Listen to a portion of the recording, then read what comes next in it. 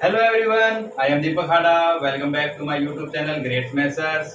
So आज का हमारा टॉपिक है क्लास 11th का chapter number 5 that is complex number. This is very interesting. अब कॉम्प्लेक्स नंबर हमारा चैप्टर है तो कॉम्प्लेक्स नंबर के बारे में पता होना चाहिए. कॉम्प्लेक्स नंबर आए कैसे, आए क्यों, कौन इन्हें लेकर आया. अब हम बताते हैं कि कॉम्प्लेक्स नंबर का यूज होना शुरू कैसे हुआ, क्यों हुआ. हमने इक्वेशंस पढ़ी. एक इक्वेशन होती है x plus a is equal to b. यह एक इक्वेशन है.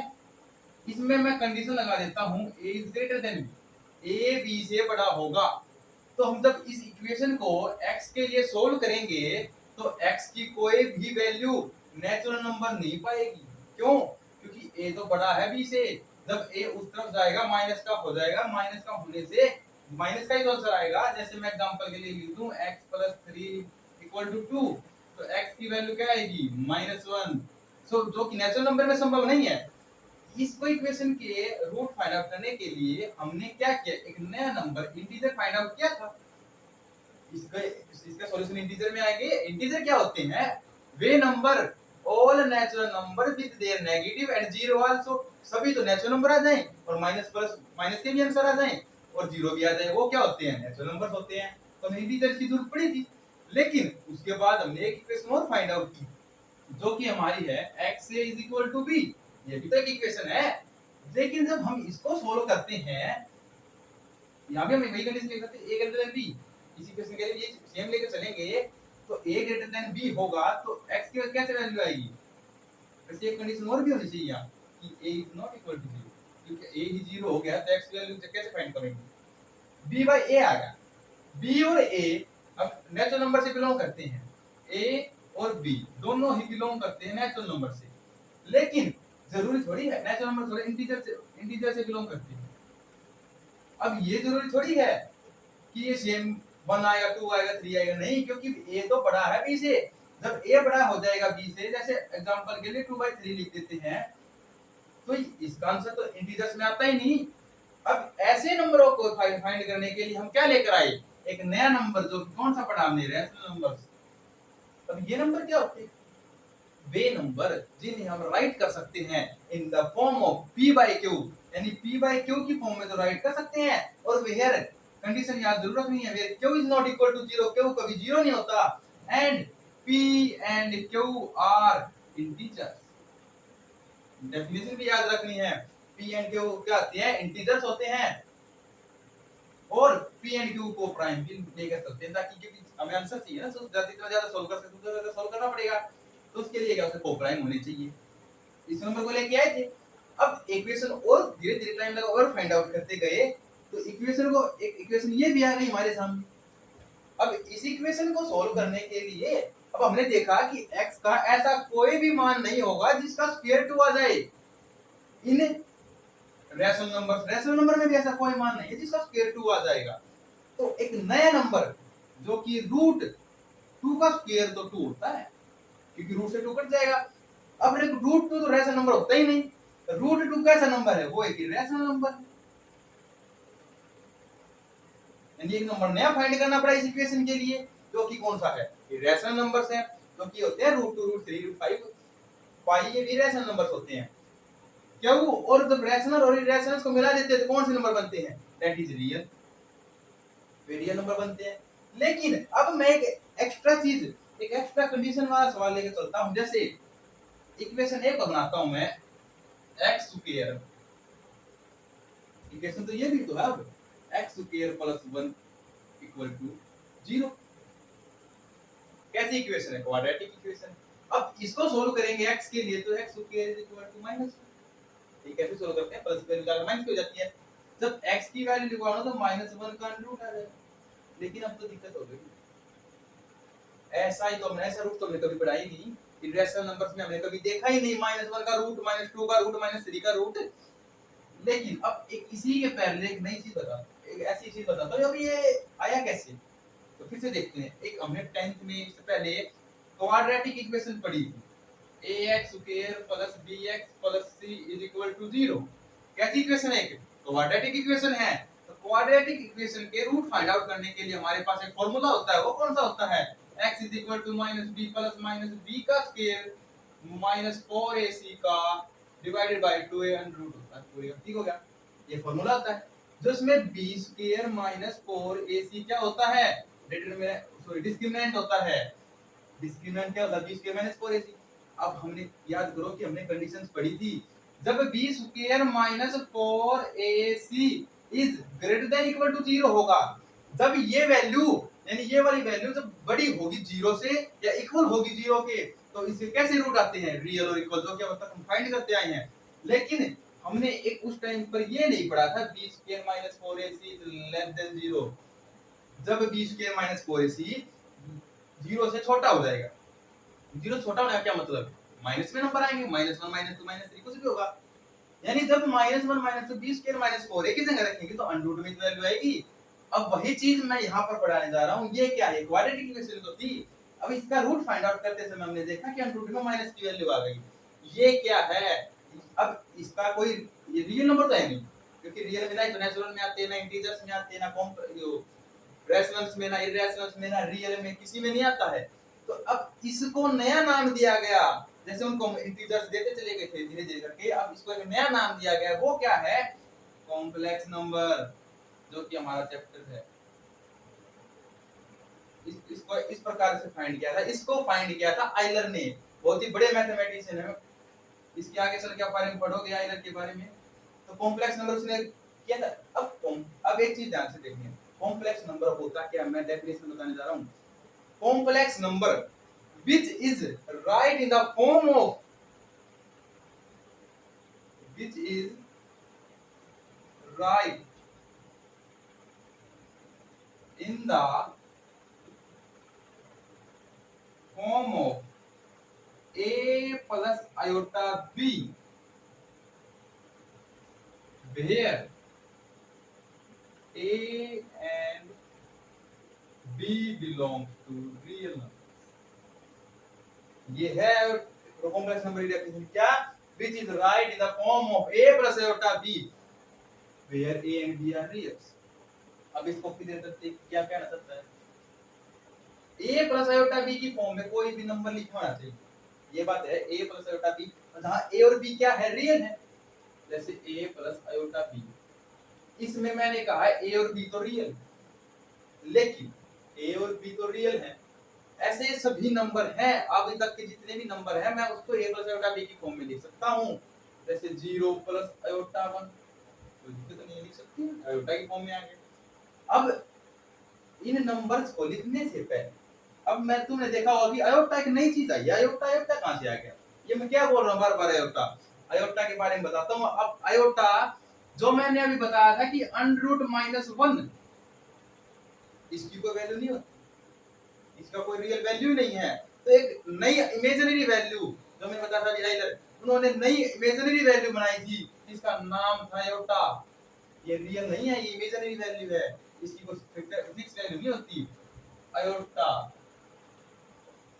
ये ही तो है एक इमेजिनरी वैल्यू, जिसको कॉम्प्लेक्स नंबर बोलते हैं।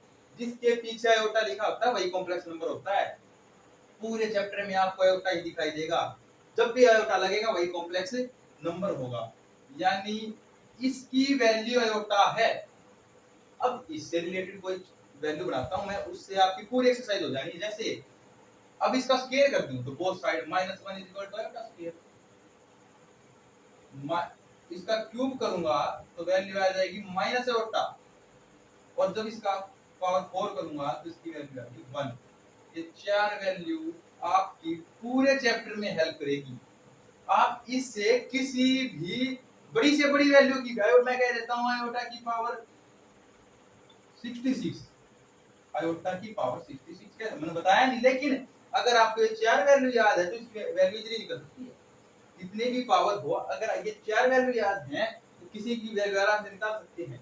आयोटा कोई नया कोई फिक्स वैल्यू नहीं है, कोई फिक्स वर्ड, एक वर्ड है जो कि एक मैथमेटिशियन आइलर ने इसके लिए फिक्स किया, एक सिंबल है। जैसे हम पढ़ते हैं मैथ के थीटा लेते हैं एंगल के लिए, इसी प्रकार आयोटा एक इमेजिनरी नंबर को रिप्रेजेंट कर रहा है।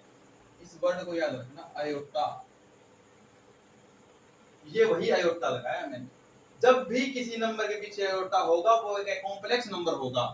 अब a प्लस b मैंने कहा था आयोटा, आयोटा आ गया तो कॉम्प्लेक्स नंबर है, यानी एक इमेजिनरी नंबर है, क्योंकि आयोटा एक इमेजिनरी नंबर है, आयोटा कोई real value function, real value नहीं है, तो a प्लस आयोटा भी कोई इमेजिनरी वैल्यू होगा, a प्लस आयोटा भी कोई इमेजिनरी। लेकिन मैंने अब एक ही बात बताई कि a और b रियल रियल है, यानी a भी रियल b भी रियल, लेकिन b के साथ आयोटा लगते ही ये क्या बन गया, ये बन गया इमेजिनरी। सो a क्या है, a तो है प्योरली रियल, और b क्या है, iota b purely imaginary, purely imaginary. Total a plus iota b क्या है, इमेजिनरी। ये तो प्योरली रियल है, ये प्योरली इमेजिनरी है, लेकिन a प्लस आयोटा b क्या है, प्योरली, तो a प्लस आयोटा b क्या है, एक इमेजिनरी नंबर है। सो आपको समझ में आया होगा कि आयोटा आया क्यों, आयोटा की क्यों पड़ी, कौन लेके आया, फिर आयोटा का, आयोटा था क्या, आयोटा की value under root minus one, क्योंकि अंडर रूट माइनस वन की कोई हमने अभी तक पढ़ा नहीं था, क्योंकि ना इरेशनल में पढ़ा था कि root two root three root four root four sorry root five वगैरह पढ़ा था, लेकिन कभी भी माइनस में नहीं पढ़े थे। उसके लिए एक नया नंबर फाइंड आउट किया था जो कि है कॉम्प्लेक्स नंबर, जिसमें हम यूज करते हैं आयोटा को, इसको एक नया नाम दिया है आयोटा। आयोटा कोई फिक्स वर्ड नहीं है, ये याद रखना है। तो अब हम बताते हैं इस तो कुछ प्रॉपर्टीज होती हैं वो लिखते हैं। जैसे हमने कोई भी नंबर पढ़ते हैं तो उसके लिए प्रॉपर्टी तो पढ़ते ही है, जैसे हमने रियल वैल्यू नंबर थे जो उनके लिए पढ़ा था प्रॉपर्टीज है, जैसे मल्टीप्लिकेशन है, ऐड है, सब्ट्रैक्शन है, डिवाइड है। तो रियल कॉम्प्लेक्स नंबर में भी तो कुछ ना कुछ होता होगा, तो अब वही पढ़ेंगे कि सब्ट्रैक्शन कैसे होता है, ऐड कैसे होता है कोई number.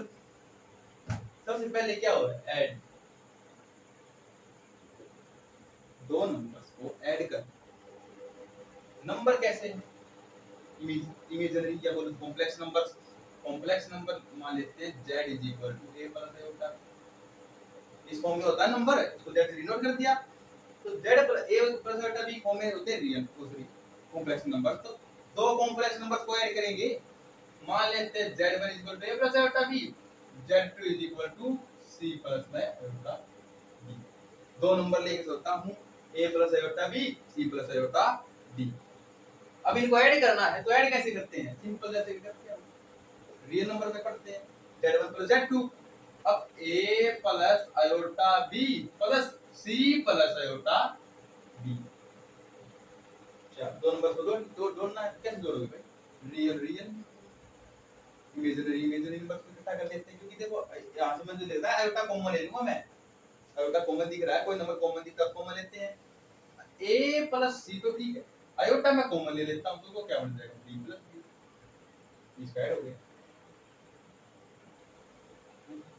a plus c plus iota b plus b, ये क्या है एडिशन, हम ऐसे दो नंबर को जोड़ते हैं रियल नंबर में भी, तो कॉम्प्लेक्स नंबर में भी ऐसे ही जोड़ना है।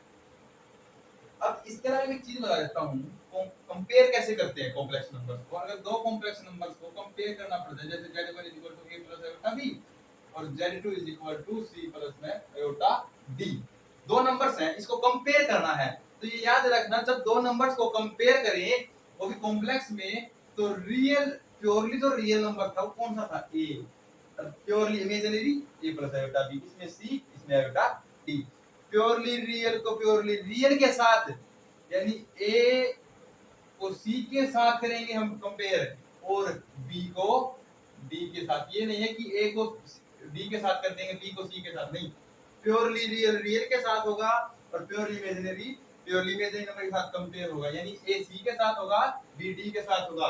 फॉर एग्जांपल z1 मान लेते हैं a plus iota b, z2 मान लेते हैं 2 प्लस 3 आयोटा। अब मैं कंपेयर करने की कोशिश करता हूं तो क्या है कि रियल रियल के साथ, यानी a की वैल्यू कितनी आ गई 2, b की वैल्यू कितनी आ जाएगी 3, क्योंकि प्योरली इमेजिनरी को प्योरली इमेजिनरी के साथ कंपेयर करना है, ये याद रखना, कहीं इमेजिनरी को रियल के साथ, रियल को इमेजिनरी के साथ, रियल को रियल के साथ, इमेजिनरी को इमेजिनरी के साथ। अब इसी के साथ देखना कि purely imaginary imaginary imaginary imaginary imaginary number है, ये रियल नंबर है। अब ऐसे ही हमें ये भी पता होना चाहिए कि एडिशन कम्यूटेटिव होती है, एसोसिएटिव भी होती है, तो हमें z1 z2 z+3 भी कर सकते हैं, इसी में ऐसी प्रोसेस चलेगा। अब उसके बाद क्या थर्ड सेकंड क्या की है सब वो माइनस, ऐड के बाद माइनस होता है, सब्ट्रैक्शन से बोलते हैं। वो क्या होती है z1 माइनस z2, ये तो होती है z1 मान रखा है, z1 z2 ये माइनस करना है। तो कैसे करेंगे, z1 minus z2 is equal to a plus iota b minus, जब एक दो दो दो नंबर हो तो उसके बाद माइनस होता है तो ब्रैकेट लेके चलते हैं c प्लस आयोटा d। अब कैसे माइनस करोगे, a प्लस आयोटा b तो है नहीं, माइनस अंदर जाएगा तो माइनस का c माइनस का d, साइन चेंज हो जाएंगे।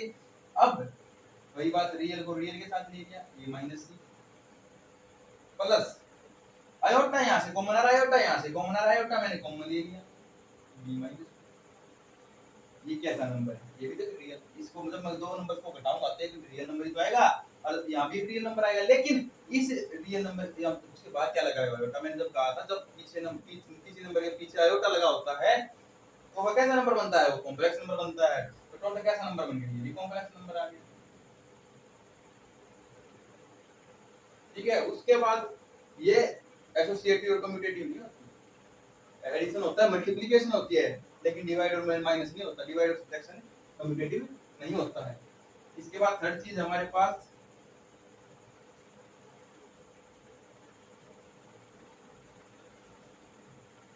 मल्टीप्लिकेशन।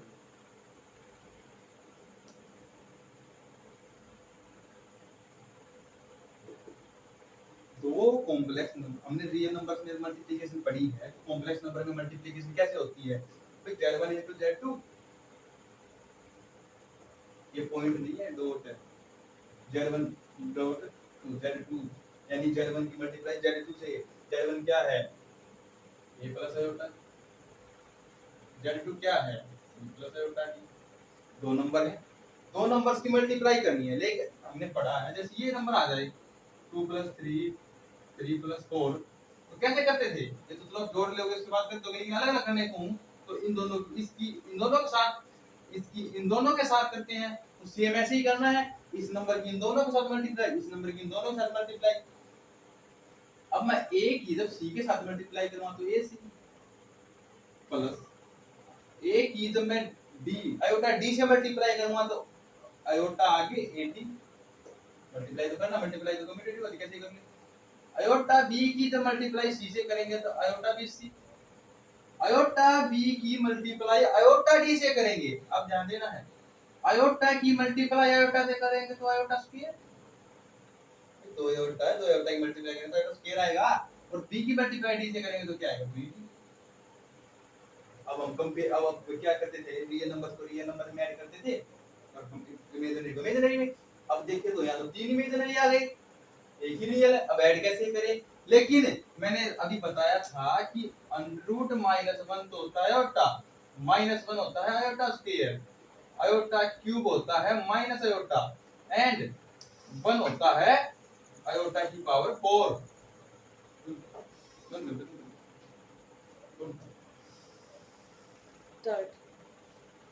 मैंने बताया था कि आयोटा -1 की अंडररूट क्या होता है, आयोटा -1 किसकी वैल्यू होती है, आयोटा स्क्वायर की, आयोटा क्यूब की वैल्यू होती है सॉरी माइनस आयोटा, और आयोटा की पावर 4 की वैल्यू होती है 1।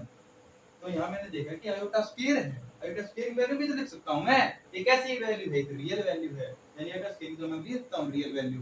तो ये जब इसकी तो रियल वैल्यू लिखूंगा तो ये क्या नंबर बन जाएगा, एक रियल नंबर तो बन जाएगा। तो AC प्लस में iota AD plus iota BC minus में BD, आयोटा स्क्वायर की वैल्यू -1 पुट कर दी।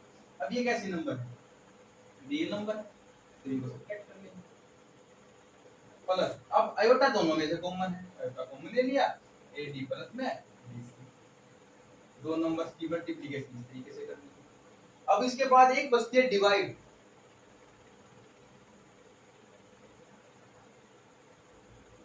डिवाइड कैसे करते हैं, दो नंबर्स हैं z1 by z2,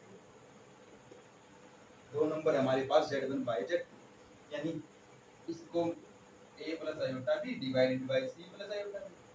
अब एक वेरी वेरी इंपॉर्टेंट चीज बताने जा रहा हूं मैं, कभी भी डिनोमिनेटर में नीचे आयोटा नहीं आना चाहिए, जब भी आयोटा नीचे आए तो उसका रेशनलाइज करना पड़ेगा, आयोटा कभी नीचे नहीं आए, ये वर्ड याद रखना है कि आयोटा कभी भी डिनोमिनेटर में नहीं होता, तो डिनोमिनेटर से गायब करने के लिए क्या करेंगे, इसका रैशनलाइजेशन करेंगे। वो क्या बन कैसे करेंगे, c minus iota d c plus में c माइनस। अब क्या होगा, ये दो नंबर तो मल्टीप्लाई हो जाएंगे, a plus iota b multiply c minus iota d। लेकिन नीचे जो आइडेंटिटी बनती है a plus b a minus b, identity क्या होती है, a square minus b square यानी c का स्क्वायर माइनस b क्या है, यहाँ b है आयोटा d का स्क्वायर। अब इसको सोल्व करने के लिए क्या है, a plus iota b multiply by c plus iota d sorry minus divided by भाई c का स्क्वायर है। जब मैं दोनों का स्क्वायर कर लूंगा तो आयोटा स्क्वायर बनेगा, d का स्क्वायर बनेगा। आयोटा स्क्वायर की वैल्यू मुझे पता थी, मैंने यहाँ लिखी थी आयोटा स्क्वायर की वैल्यू होती है -1, यानी आयोटा स्क्वायर की वैल्यू -1 रखेंगे तो माइनस माइनस प्लस। अब नीचे कोई भी आयोटा की वैल्यू नहीं है कोई, तो अब ये बिल्कुल ठीक है। ऊपर आयोटा की वैल्यू हो सकती है, ऊपर हम सोल्व कर लेंगे, लेकिन नीचे कभी भी आयोटा की वैल्यू नहीं होनी चाहिए, आयोटा में कोई भी टर्म नीचे नहीं होनी चाहिए, इन्हें डिवाइड। उसके बाद एक छोटी सी चीज बताता हूं कि इनवर्स क्या होता है।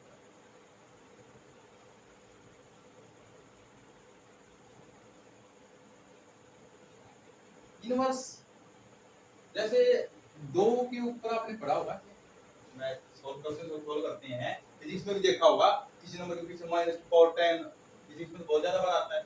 उसको कैसे लिखते हो, 1/2 में तो लिखते हो, और फॉर्मूला पढ़ा होगा a की पावर -m = a/m, फॉर्मूले होते हैं अलजेब्रा में। तो ऐसे ही z का इनवर्स बताना है, यानी z इनवर्स बताना है, इसको कैसे लिख सकते हैं 1/z। लेकिन अब एक बात बता देते हैं, z यहाँ z डिवाइड में आ गया, और z कैसा नंबर है, कॉम्प्लेक्स नंबर है, तो z का क्या करना पड़ेगा, रैशनलाइजेशन करना पड़ेगा हमारे। ठीक है, उसके बाद कुछ आइडेंटिटीज जो कि हमने अभी तक पढ़ी भी हैं अलजेब्रा में।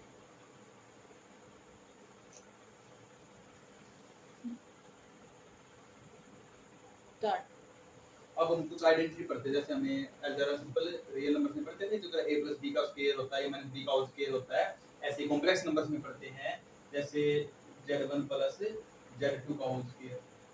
इसमें तो आइडेंटिटी बनेगी, कॉम्प्लेक्स नंबर की तो आइडेंटिटी बनती होगी। तो वो कैसे होती है, same as it is z1 का स्क्वायर z2 का स्क्वायर और उसमें 2z1 z, जैसे हम उसी नंबर में सिंपल रियल नंबर से पढ़ते हैं, ऐसे कॉम्प्लेक्स नंबर में हमारी वैल्यू होगी। जब z1 - z2 कर देंगे तो उसमें क्या सी होती है, a - b का होल स्क्वायर क्या होता है, a का स्क्वायर + b का स्क्वायर -2ab, तो इसमें भी z1 का स्क्वायर + z2 का स्क्वायर -2z1 z2।